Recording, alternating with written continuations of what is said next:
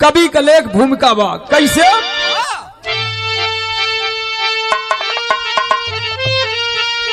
तो खिला पुष्प पतझड़ में लेकर बहार और निशान मध्य प्रतिमा के जिनके उजाला होती है जिनकी विदेशों में पूजा ममता का पावन सजा है शिवाला उन्नत अखिल विश्व तेरे शिखर से वो तलया बरू की भरी जिसमें ज्वाला हमें भी न भूले गरिमा तुम्हारी सौभाग्य माँ जिसने गोदी में पाला।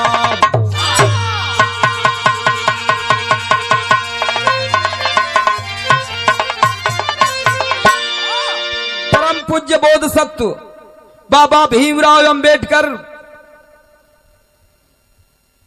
की पूजा मेरे हिंदुस्तान में नहीं बल्कि विदेशों में भी की जाती है। धन्य है वो माँ जिसने ऐसे होनहार लाल को पैदा किया, जिसने हिंदुस्तान का इतिहास बना दिया। आज मेरे साथियों दोहा की लाइन में मास्टर साहब एक लाइन कहना है क्या।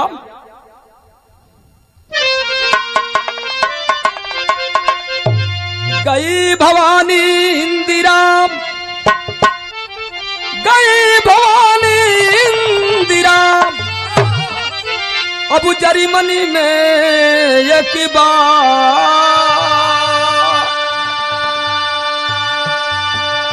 एक भिखारी राह में अब बोला हाथ पसारे।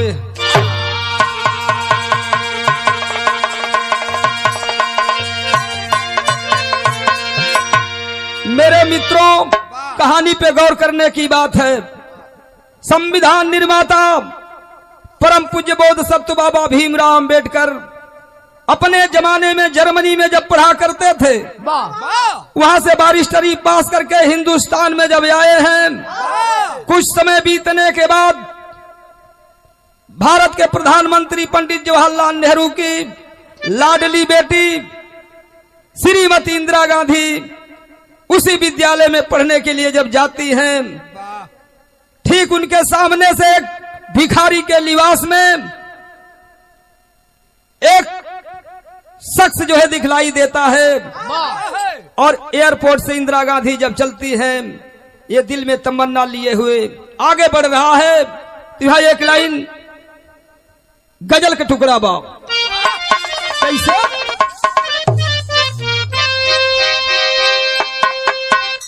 कि हल्का हल्का हल्का हल्का सुरूरू है साकी हल्का हल्का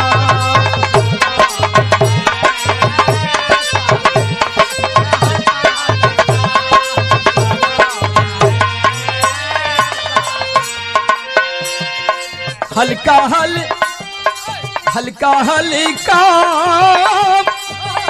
सुरूर है साकी कुछ तो मतलब जरूर है साकी कुछ तो मतलब।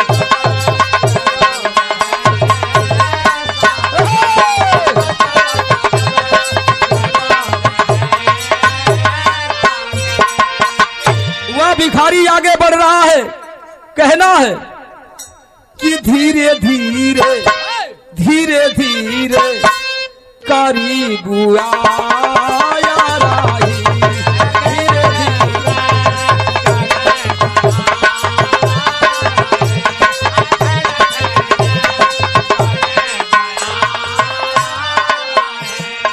धीरे धीरे करीब आया राही दिल की सारी दर्द दिल की सारी दर्द को बताया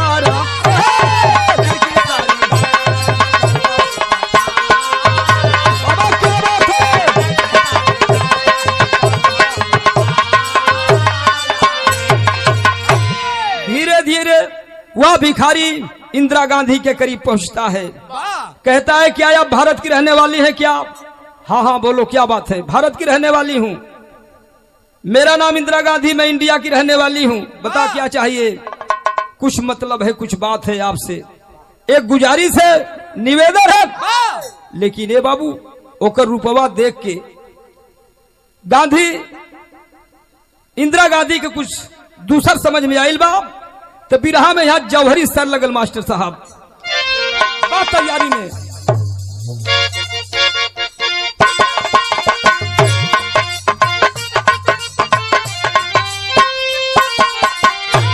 अरे तब हो कर मगर भवानी,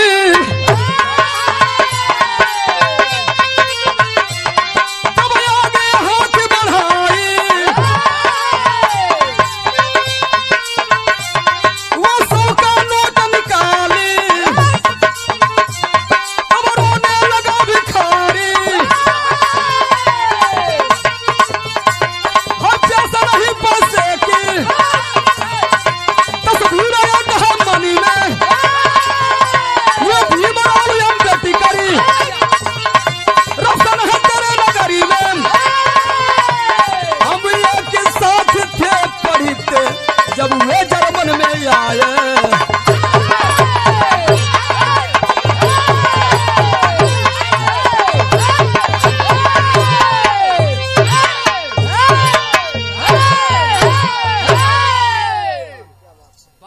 इतनी बात बतलाता है वह B.R. अम्बेडकर और मैं दोनों साथ में पढ़ा करते थे। आज वे हिंदुस्तान के पढ़ लिख कर बारिस्टर बने हैं और मैं जो हूं बुरे संगतों के संगत में आ जाने से मेरे ऊपर मुकदमा एक है जो कि 302 के तहत मुझे कोई बारिस्टर वकील बचा नहीं पाया, मुझे सीधे फांसी का आदेश है, मेरे ऊपर इनाम घोषित है 5 लाख रुपया। इतनी बतिया इंदिरा गांधी के दिमाग में जब ये बात आइल बा कि अम्बेडकर की बात करता है, वह मनुवादी सामंतवादी व्यवस्था वालों में से थी। बाबा साहब के नाम पर आज इंदिरा गांधी का जो है कि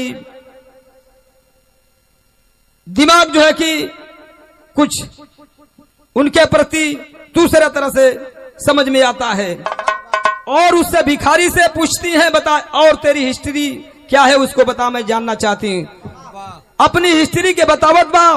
तो यहाँ एक लाइन गीत बा, गीत हुए बजादा मास्टर साहब, बिहार के मेहरारू जब गंगा का नहान लगेला वो जैने के मेहरारू कैसे गावेली पातर राम के।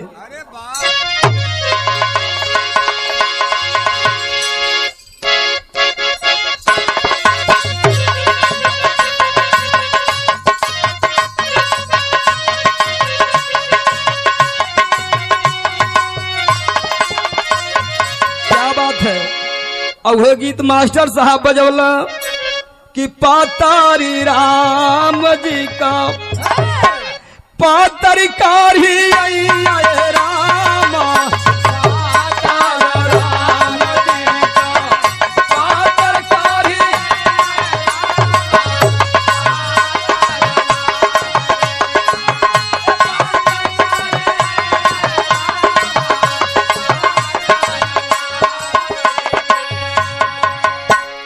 पातारी राम जी का और पातर कारी अय्या ए रामा,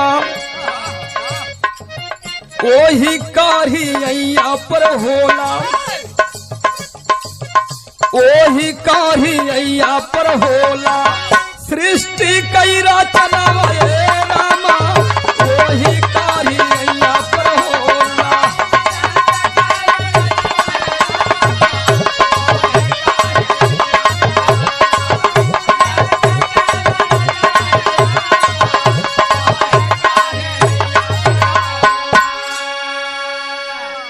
तमाम गीत जौन बाकी मेहरारू गावेलिन, लेकिन यही भाव में बिरहा का भाव लग गई। इंदिरा गांधी से भिखारी अपनी कहानी बतला रहा है कैसे।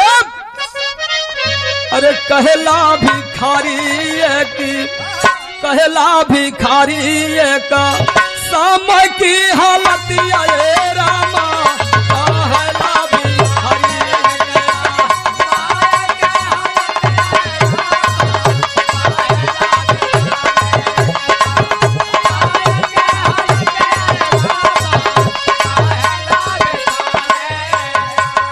कहला भिखारी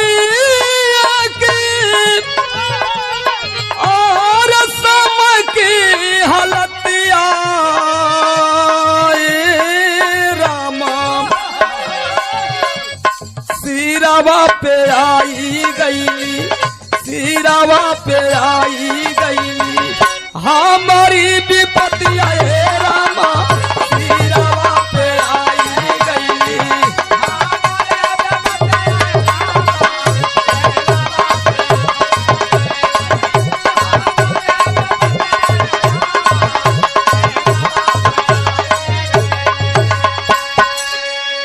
छूट गई पढ़ाई फूटली मोर किस्मतिया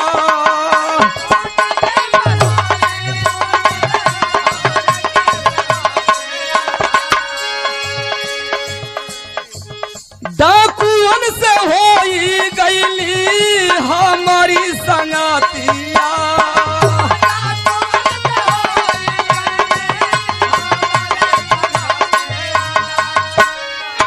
कतल में सजाए मिलली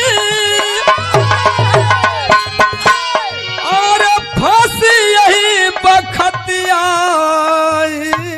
रामा कहला भिखारी का शाम की हालतिया रामा कहला भिखारी का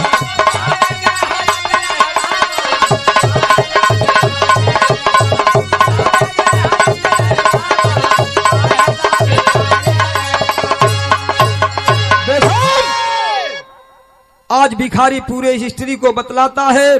साथ में पढ़ा करते थे। मैं 302 का मुलजिम हूं। मेरे ऊपर जो है कि इनाम रखा गया है 5 लाख का।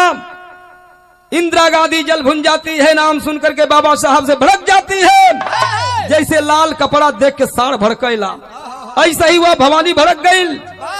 चोर है शोर मचाती है एयरपोर्ट पे।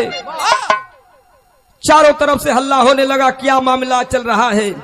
लेकिन ए बाबू भिखारी के दिल में ये उमंग ना रहल, सोचलस कि हमार कुछ भला हो जाई। लेकिन भैल का यह गीत लगल।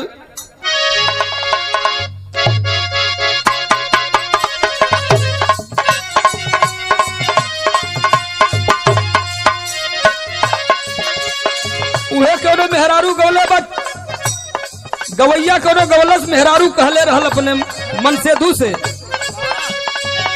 कि रात भर सैया हमर बढ़े टेम्परेचरी, रात भर सैया हमर बढ़े टेम्परेचरी।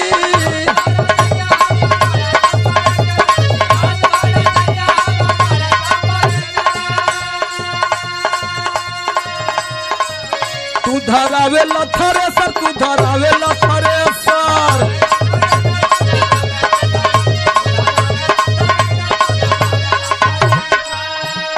और एगो बात कहले बा, जहिया से चढ़ल सैया चैत महीना,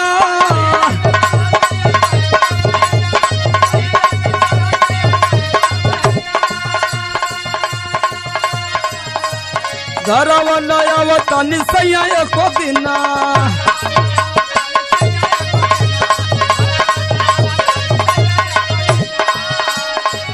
यारे दाब दाब तकिया बिगड़ी जला नेचरी।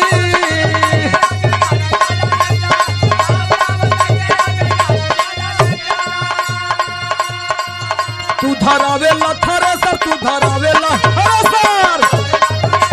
क्या बात है।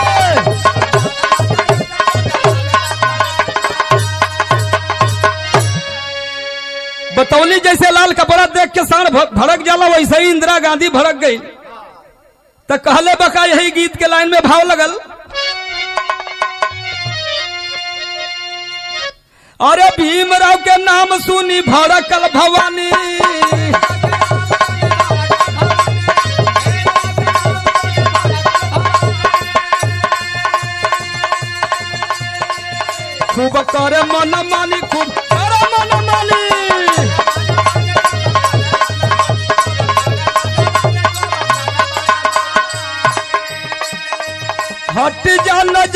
से बिगड़ल हसीना,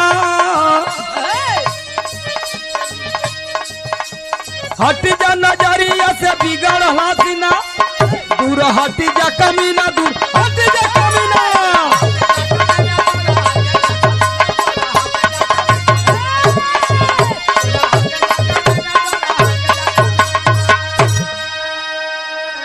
अरे सुन सुन भिखरिया के छूटेला पसीना, अरे बात सुन भिखरिया के छूटेला पसीना, दूर हटी जा कमीना, दूर हटी जा कमीना।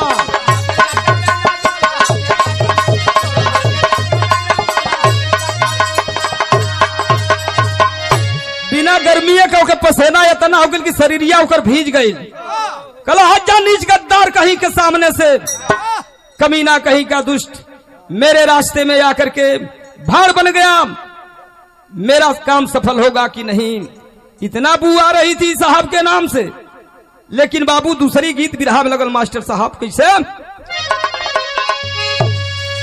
अरे सूट सल बजा के तनियावा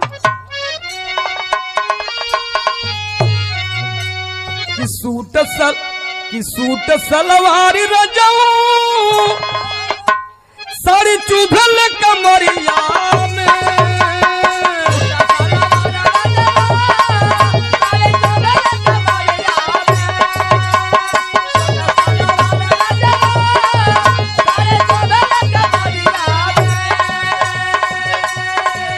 ले लम्बे कसी मजा दी गरमिया में।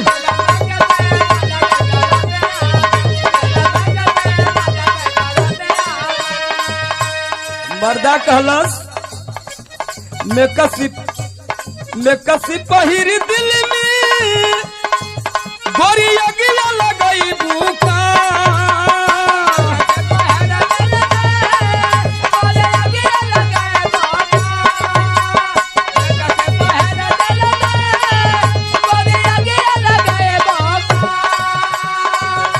करे जा मोरी राजा मोरी चिराई मूड गड़बड़ाई।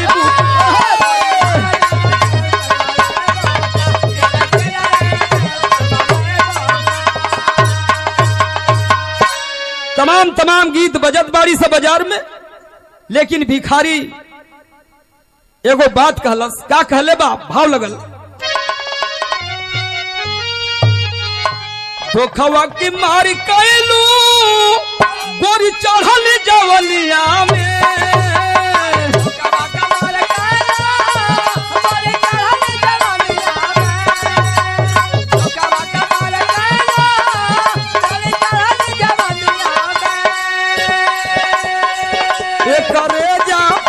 करे जा घटना करई बूटा, करे जा घटना करई बूटा।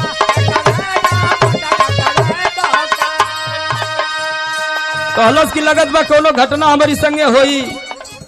अरे नीच कहीं का भी बात कर रहा है, चोर है दौड़ा ली।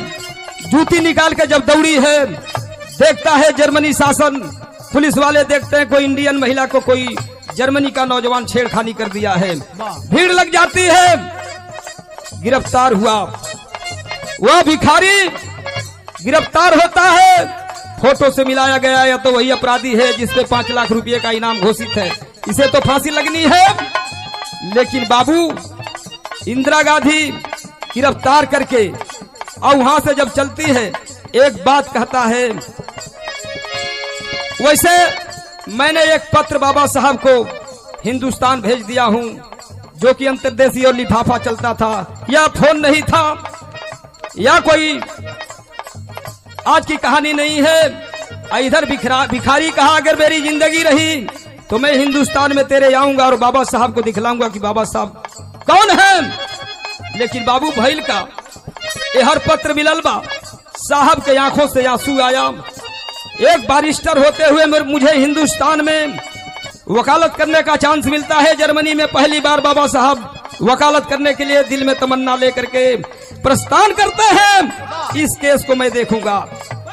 जब साहब वहां प्रस्थान करते हैं, इसे कटघरे में जहां फांसी लगाई जाती है, मुजरिम से यही पूछा जाता है, जल्लाद पूछ रहा है तुझे जो खाना पीना है खा ले। जिससे मिलना है मिल ले, लेकिन कहता है मुझे किसी से नहीं मिलना है। मेरी एक तमन्ना है बाबा साहब उस कोर्ट में जो है कि जाते हुए उनको देखता है, उसका कलेजा दूना हो गया। हंसते हुए वो बात कहले बा और वह गीत बा आने वाले आ गए।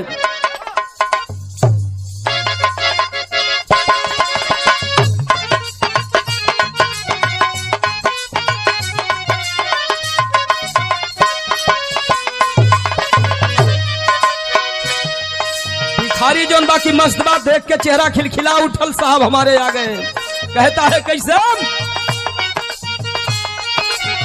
आने वाले आ गए, आने वाले आ गए, आने वाले आ गए, आने वाले आ गए। हिंद के बैरिस्टर देखो जर्मनी में आ गए।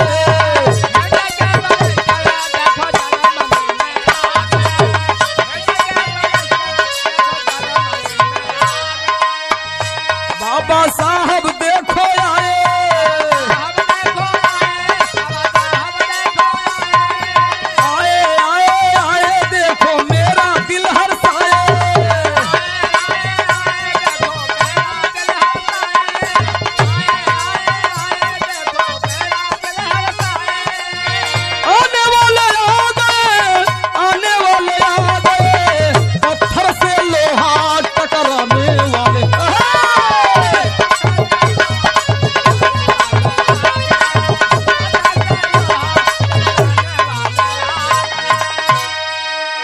जिसका मुझे बेसब्री से इंतजार था आज मेरे सामने है।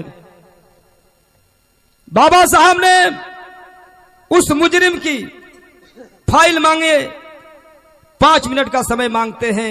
अभी फांसी लगने में उसकी समय थी, यहां तो समय पे समय दे दी जा रही है।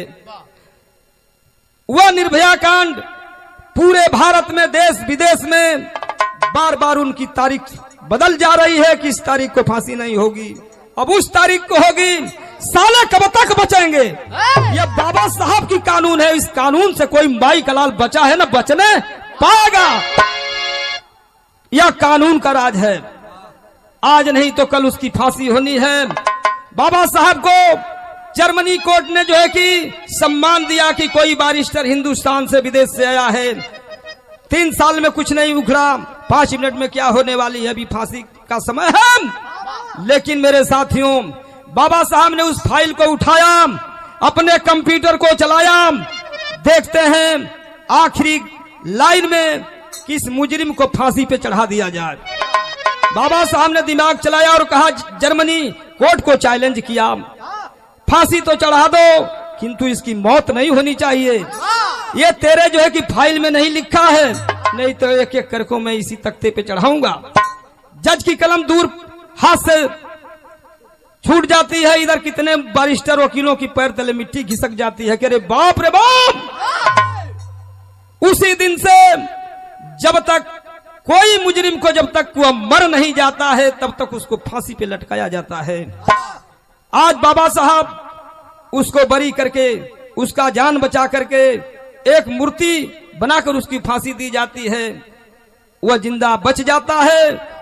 लेकिन समय के बाद मेरे भारत में आने का जब काम करता है तो यहां बिरहा में एक लाइन प्रश्नवाचक चिन्ह लग गई। बिरहा में टेरी का भाव बा,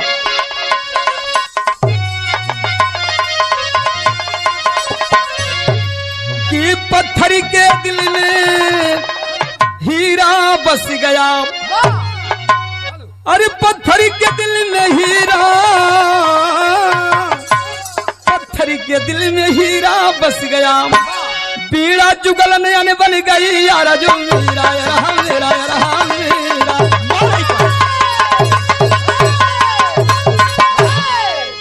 तो गया भिखारी समय बाद, गया भिखारी समय बाद कुछ पहुंचा हिंदुस्तान मझार, चारों तरफ घूम कर देखा भीमराव का नहीं प्रचार।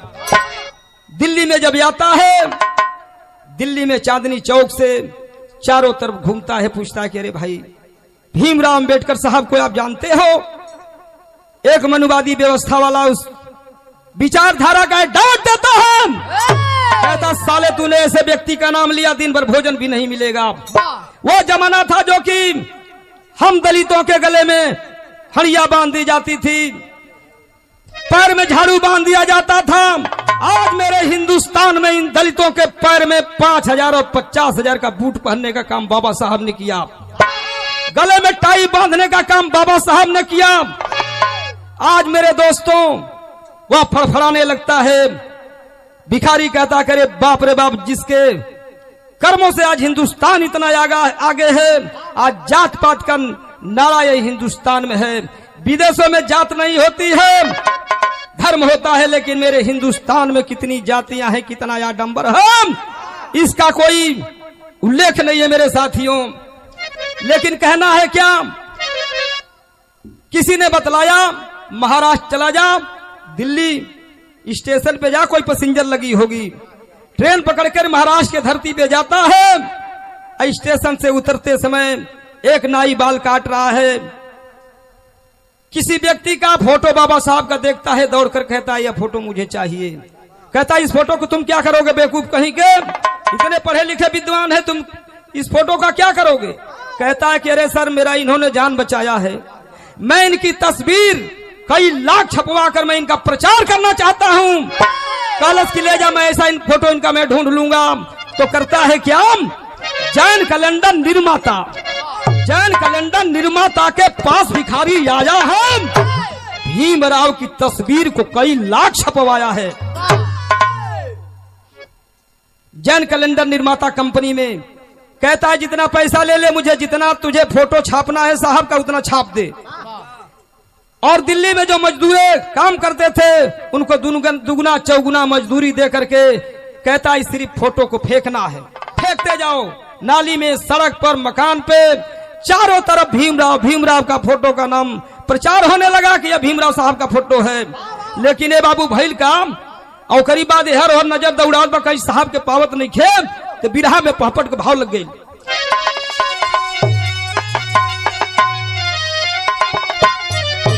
अरे लखा भिखारी चमुक खोल नजरिया मनवा पागल बा, अभी मरावा का ना पावे तस्वीरिया मनवा पागल बा।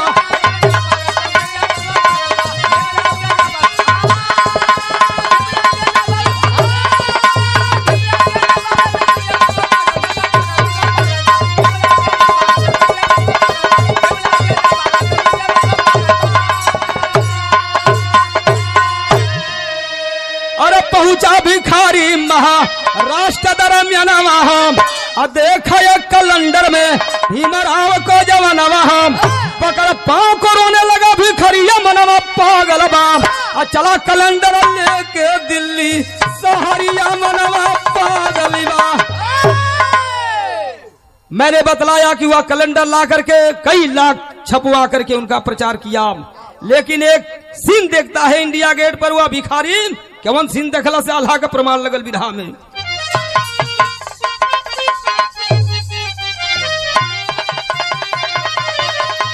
अरे राष्ट्रपिता साथे सुना इंदिरा भवनिया, अरे करेला भिखारी हंसी हंसी के बखा।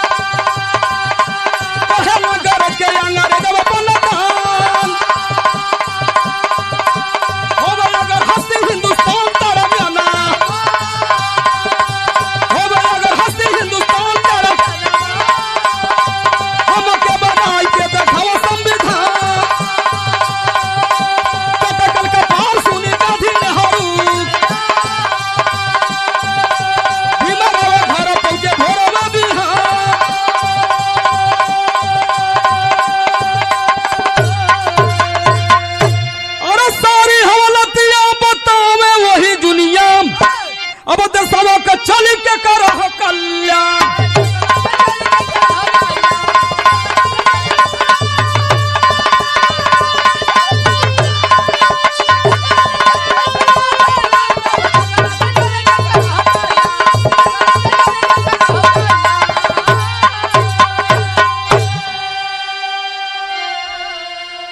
दिल्ली में मेरे बाबूजी इंदिरा गांधी को महात्मा गांधी के साथ देखता है, दौड़ता है। भिखारी की कहानी, इंदिरा गांधी की कहानी वहीं खत्म हो जाती है। इधर मोड़ भी रहा, दूसरे तरफ ले लेता है। मेरा हिंदुस्तान अंग्रेजों के हाथ में गुलाम था। गांधी और नेहरू सत्य हिंसा का दीपक जला करके अंग्रेजों से कहते थे, दिल्ली मेरे हिंदुस्तान को छोड़कर क्यों नहीं लंदन को चले जाते हो, क्यों तबाही मचाए हो। डांट करके अंग्रेज कहता है, कोई माई का लाल साले तेरे हिंदुस्तान में आज संविधान बनाकर दे दे, कल हिंदुस्तान को छोड़कर लंदन को चले जाएंगे। बाबा साहब से बात पहले हुई थी कि देश की आजादी हमें लड़नी चाहिए। साहब ने कहा कि मैं देश की आजादी नहीं लड़ूंगा, ये देश तो कभी आजाद हो जाएगा। मेरे 85 का क्या होगा। ओ 85 की बात करता है। जब संविधान की बात, अंग्रेज बोलते हैं कि इतना खून खराबा कर ले, हम लोग जाने वाले में से नहीं हैं। आज संविधान ला दे, कैसे देश चलाएगा, कल चले जाएंगे। अब नेहरू गांधी साहब के पास पहुंचे और बोले, साहब चल के देश का कल्याण कीजिए। साहब ने कहा कि मैं अब लड़ूंगा आजादी देश की, मैं अब हिंदुस्तान की लड़ाई लड़ूंगा। बाबा साहब ने 24 घंटे के अंदर संविधान का नक्शा प्रारूप बना करके फाइल तैयार करके गांधी जी को दिए, ले जाओ देखा मेरा हिंदुस्तान का संविधान ऐसा होगा। कहते हैं सब धड़ल्ले के साथ कि अंबेडकर ने संविधान नहीं बनाया, इतने दिनों में बना, उतने दिनों में बनाया। मास्टरमाइंड कौन होता है। हारमोनियम मास्टर मेरे साहब बजा रहे हैं, मास्टर साहब अच्छे लाल यादव जी। हारमोनिया तो सभी बजा ले, गुरुजी क्यों कहा जाता है। दर्जी कपड़ा काटता है वो मास्टर अलग होता है, कटिंग करने वाला मास्टर अलग होता है, काज बटन करने वाला मास्टर अलग होता है, वही मास्टर कहा जाता है। तो काज बटन करने में 2 साल कितना दिन लगा ये सभी लोग जानते हैं। लेकिन बाबा साहब ने और भड़क गए अंग्रेज कि हिंदुस्तान गरीब है किंतु बुद्धिमानी में कमी नहीं है, हमें हिंदुस्तान को छोड़कर के लंदन जाने में भलाई है। 15 अगस्त 1947 को पूर्ण रूप से भारत को आजाद दे करके, आजाद करके ऐलान करके हिंदुस्तानियों को जो है कि कह कर गए कि अब तेरा देश आजाद है।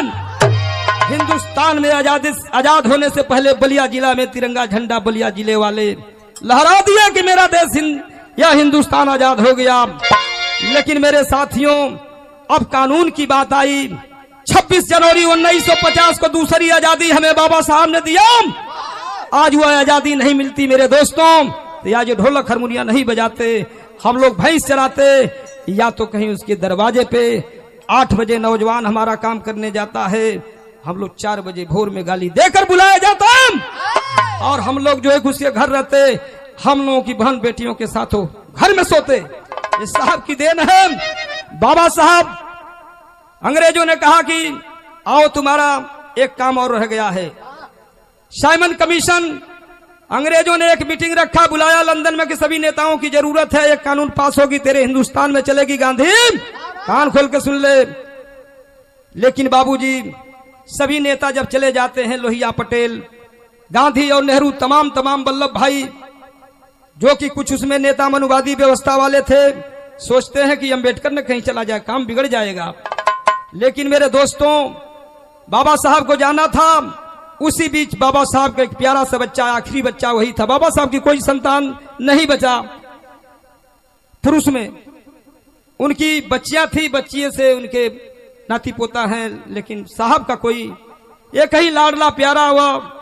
राज रतन बड़ा प्यार से बुलाते थे, रामू, रमाबाई को रामू कहकर बुलाते थे। कहते रे रामू, यह राज रतन एक दिन दुनिया पर राज करें। रे पगली, आज बाबू उस दिन दवा के अभाव में राज रतन दम तोड़ देते हैं। बाबा साहब एक कोने में रो रहे हैं। आज मैं जाऊं तो जाऊं कहां। लेकिन साहब को उस मीटिंग का ख्याल आया। कहते हैं अरे बाप रे बाप, आज करोड़ों राज रतन का क्या होगा रे। अरे पगली, यह अब बच्चा मर चुका है, ये पल्लू फाड़ ले, आंचल फाड़ ले, कफन के लिए नहीं पैसा था बाबू, आज हम लोग तो 4-4 सेट पहन के घूम रहे हैं, एक सेट भी नहीं मिलता हम लोगों को। आज बाबू उनको भी लोग कहते हैं कि ऐसा था वैसा था। अरे कहने वाले की क्या नहीं कह देते हैं। साहब ने तैयारी किया और चल दिया मेरे दोस्तों। जो जहाज से जाना था वह फ्लाइट 1 घंटे पहले ये नेताओं ने उड़ाकर लंदन चले गए। बाबा साहब पागल जैसे ढूंढ रहे हैं। किसी ने बतलाया जाओ एक पानी की जहाज है, पैसेंजर लगी है, चले जाओ। उसमें जब जाते हैं उसमें नाविक उस जहाज को चलाने वाला मिजोरम नाम का बैठते हैं और लेकर चल देता है। बीच समुद्र में जब जाता है कहता होशियार हो जा बैठकर, अब तू नहीं बचने वाला है, यही जहाज को डुबाऊंगा। बाबा साहब ने उसको समझाने का काम किया। चंद मिनटों में समय कम था। कहता रे पगला तुम ही लोगों के लिए जा रहा हूं, इन 85% वालों का क्या होगा हिंदुस्तान में। मैं नौकरी करता, मेरे बाल बच्चे रहते, मैं तो इसी में अपना जीवन बर्बाद कर दिया। रे इतनी बतिया सुन के वह मिजोरम नाम का जहाज नाविक कहता है कि साहब आपको बचा लूंगा किंतु मैं नहीं बच सकता। क्यों नहीं बचोगे? पहले बतलाया कि मैं 30,000 रुपये में बिक चुका हूं। दूसरे राउंड में बतलाता है कि मेरे शरीर में बम फिट है। अब उसका समय हो रहा है, टाइम बम फिट है। मैं जहाज को किनारे इतना रेस चलाता हूं, कूदने का काम करेंगे। कहता है साहब कूदो, इधर ब्लास्ट हो जाती है, परखच्चे उड़ गए उस जहाज के। वहां से बतलाया कि साहब आगे बढ़कर देख लेना और जहाजें मिल जाएंगी। उस रेतीले में अपने कलेजे को दूना करते हुए हिंदुस्तान के लोगों के लिए जो है कि उस रेतीले में कौन सी दुनिया रही होगी, उस पैसेंजर जहाज से पानी की। और उस हाल में पहुंचने का काम किए जहां मीटिंग चल रही थी। अंग्रेज पूछते हैं हमें अम्बेडकर तो नहीं दिखलाई दे रहा। कहते हैं करे वो तो मर गया, वो तो मर गया है, ये नहीं है। उसी समय हम लोगों के साथ, हम लोगों के जो है कि रक्षक, हिंदुस्तान का इतिहास बनाने वाला उस समय अपना कदम उस रूम में डाल रहे हैं। अंग्रेज कहते हैं कि ये तेरा बाप है, यही तो अम्बेडकर है। पंचायत चालू हो गई। अंग्रेजों ने कहा किसी प्रकार की किसी को दिक्कत होगी वो खड़ा होगा, ऑब्जेक्शन करेगा, सुधार कर लिया जाएगा। उसमें सब चीज लिखवाते लिखवाते हाई स्कूल की बात होती है कि जब हाई स्कूल जो पास रहेगा हिंदुस्तान में वोट देगा। बाबा साहब ने आवाज दिया कि ऐसा कुछ नहीं होगा। सारी बात बतलाते हैं कि आपके आने के बाद, हिंदुस्तान छोड़ने के बाद विद्यालय इनका होगा, टीचर इनका होगा। मैं कैसे पढ़ा हूं, कैसे आया हूं, इनसे पूछिए। अंग्रेज समझ गए इतना मार बढ़िया से 5 पास हुई न करी, हाई स्कूल की बात है। बाबा साहब ने कहा 18 साल का कोई नौजवान युवती हमारे हिंदुस्तान की जब हो जाने के बाद वह वोट का अधिकार हो जाएगा, उसको मरते दम तक पढ़े हो चाहे नहीं पढ़े, वोट का अधिकार बराबर का होना चाहिए। उसी दिन से रानी के पेट का ऑपरेशन कर दिए। एक रानी का भी बेटा राजा बन सकता है, एक मेस्तरानी का भी बेटा राजा बनेगा, इस मत पेटका से बनेगा। तो आखिरी लाइन में कहना है क्या,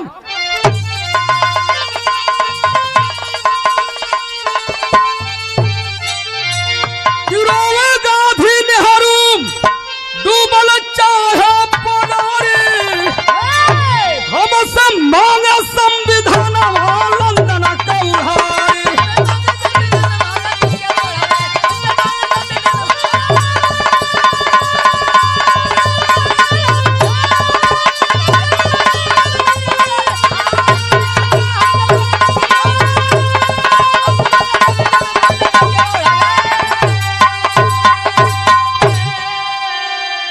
भीमराव अम्बेडकर संविधान को रच डाले, गांधी जी ले जाकर ये अंग्रेजों के हवाले, तज के भागा हिंदुस्तान लंदन के उड़ारी, हमसे मांगे संविधान लंदन के उड़ारी।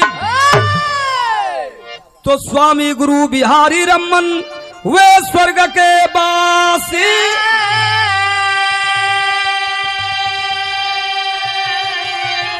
श्याम नारायण विश्वनाथ गुरु बसे नगरिया काशी।